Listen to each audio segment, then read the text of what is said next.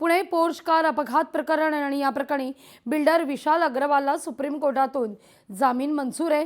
गेल्या 2 वर्षांपासून खरं तर विशाल अग्रवाल येरवड्याच्या कारागृहात शिक्षा भोगत होता।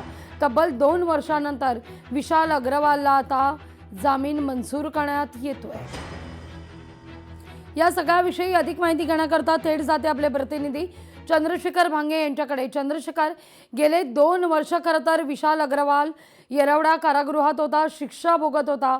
पुण्यातला पोर्श कार अपघात प्रकरण गेले अनेक विधिमंडळाची अधिवेशनं ज्या प्रकरणाने गाजवली ते हे प्रकरण आणि अधिवेशन सुरू असतानाच विशाल अग्रवालला जामीन मिळणं, या सगळ्याचे पडसाद सभागृहात उमटण्याची शक्यता नाकारता येत नाहीये।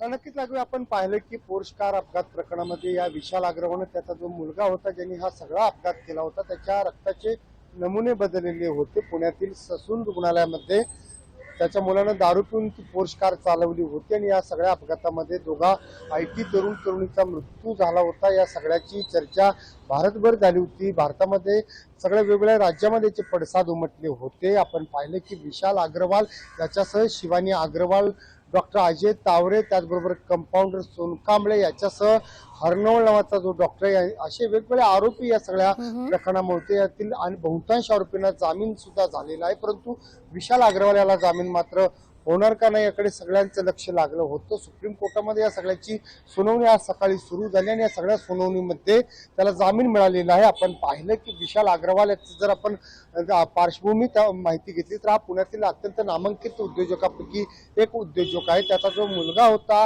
अल्पवयीन मुलगा होता, त्या अल्पवयीन मुलानं जी पोर्श कार पुण्यातील कल्याणी नगर परिसरामध्ये चालवून दोघांची हत्या अर्थात दोघांचा जीव घेतला होता। या प्रकरणामध्ये येरवडा पोलिसात गुन्हा देखील दाखल करण्यात आला होता आणि त्याच दिवशी या आरोपीला पिझ्झा देण्यात आला होता। याचे पडसाद शहरामध्ये उमटले होते। यामध्ये 2 पोलीस अधिकारी सुद्धा निलंबित बडतर्फ करण्यात आलेले आहेत। एकंदरीत या सगळ्या पोर्श अपघाताची चर्चा गेल्या 2-2.5 वर्षापासून राज्यभरात सुरू आहे आणि या प्रकरणी जो जामीन होता तो आज मिळालेला आहे। जो मुख्य आरोपी होता त्याला आज जामीन मिळालेला आहे। अगदी चंद्रशेखर, धन्यवाद तुम्ही दिलेल्या एकूण सविस्तर माहिती करता।